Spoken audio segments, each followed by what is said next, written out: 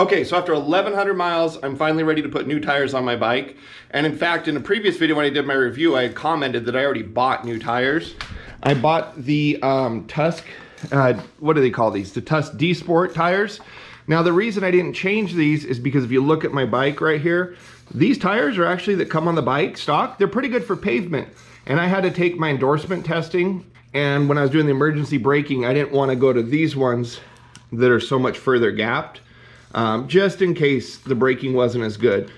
But off-road, these are nowhere near as good. So since we're pulling the tires off, I got Dan here helping me, and we're gonna put a new chain and sprockets on while we're at it too.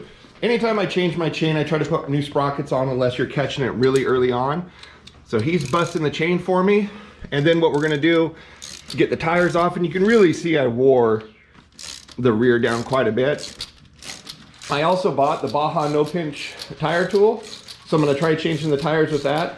Not really gonna do a full how-to video on here for the chain or tires. This isn't a specialty for us. We don't do it enough, so I don't wanna mislead a bad way to do it. But what I wanna do, once we get everything done, I'm gonna give you guys an initial riding impression of these tires versus the factory ones, because one of the biggest questions I have, am I gonna get more road vibration out of that than the factory ones? So that's something I'm really curious about. Okay, so just a quick overlay of the parts. We got the stock sprocket off, stock chain broken off, just a Renthal sprocket up front.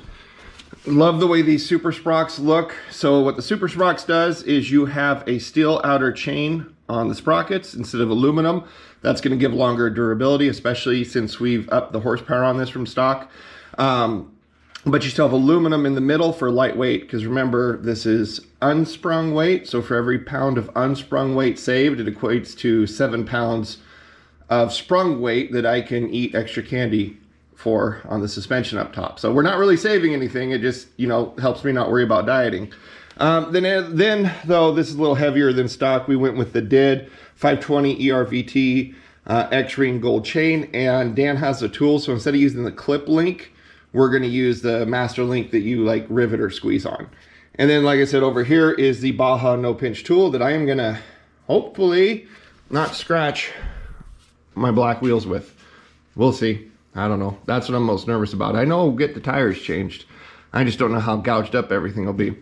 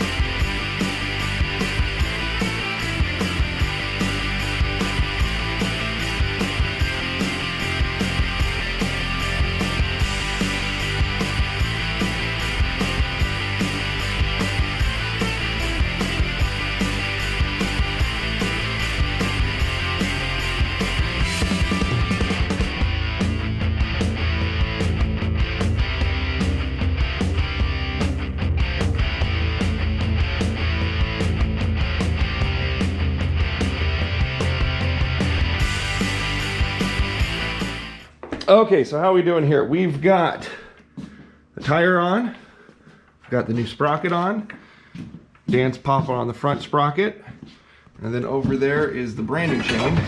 Beautiful. We got the front tire on. Okay, so the Baja no pinch tool, really like that. That was a lot better. Front tires expected, actually really easy to do. Rear tires suck. I remember when we had the 450R, the 19s were a lot better. These 18s, they're a beast. I don't like them. My dad actually ordered the same Tusk tire for the front of his Rally. So we're gonna do that at some point here too, maybe today. And Dan, because he already did this to his bike, so you know, share knowledge, or just have the other guy do it for you. Right now Dan is removing the excess chain, popping it out. I am drinking coffee and filming. And it's my bike. Who wins? I'm glad you know what you're doing. Barely. Don't be trusting me now. We kind of bounce back and forth. I buy a lot of the tools, and then he bought this tool since I had bought a lot, and he learned his own tool, which, hey, works for me, because like I said, I don't know how to do it. So then you get your master link, you put your two washers on there. Bring your backside. You wanna push that stuff in there. And your 2 washers here. And then your new plate, let's make sure we get it 520 in the right way. Is gonna go on there. Okay. And then you squeeze it together. Yep. Now I gotta figure out exactly how to line it up. All right. We'll let him do that. On my dad's rally, we got his new tire on. I know this probably doesn't come through the best, but it looks really good. Now, let's fast forward in time to a day that's nicer weather. Supposed to be getting 60-mile-an-hour winds today, so I figured now's as good as time as any to get out and let's test these tires out. So the biggest thing here that we're kind of doing as an experiment is we're going at 20 PSI, 20 to 22. The tire can go as high as 36.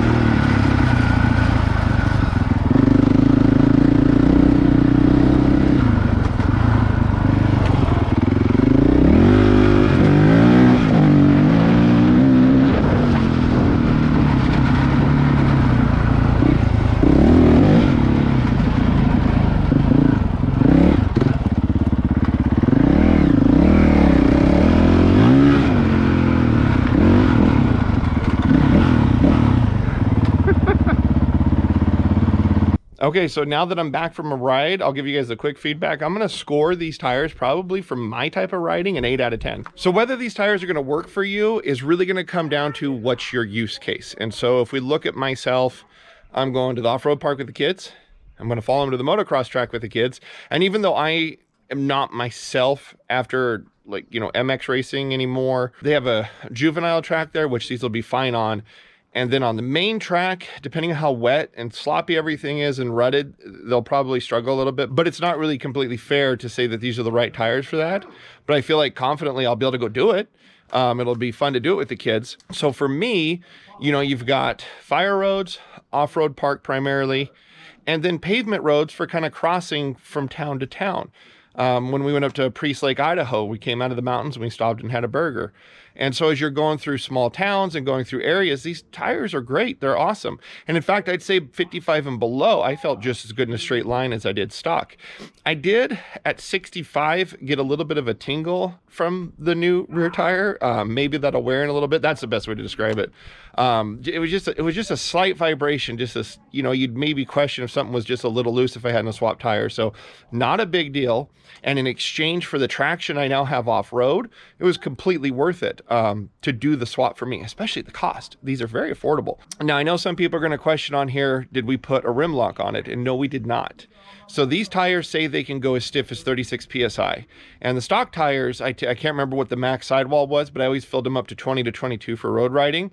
And so what I did for these as an experiment is I've put them at 20. So we're running stiffer sidewall tires at the same PSI I used to before.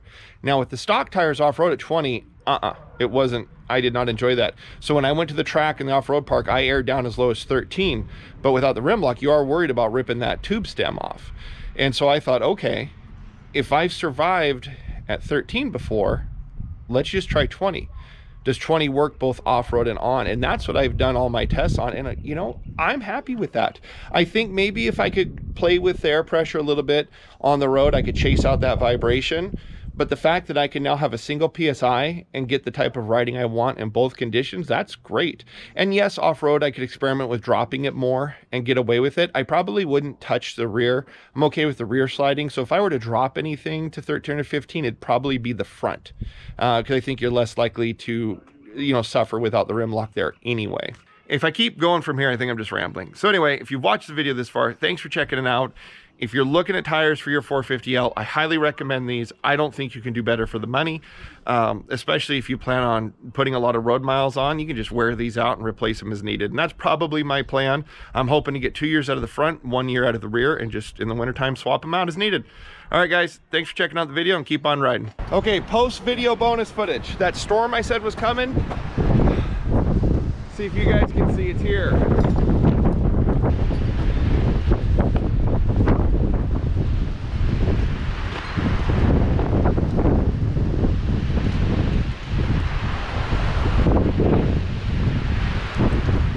Goodness.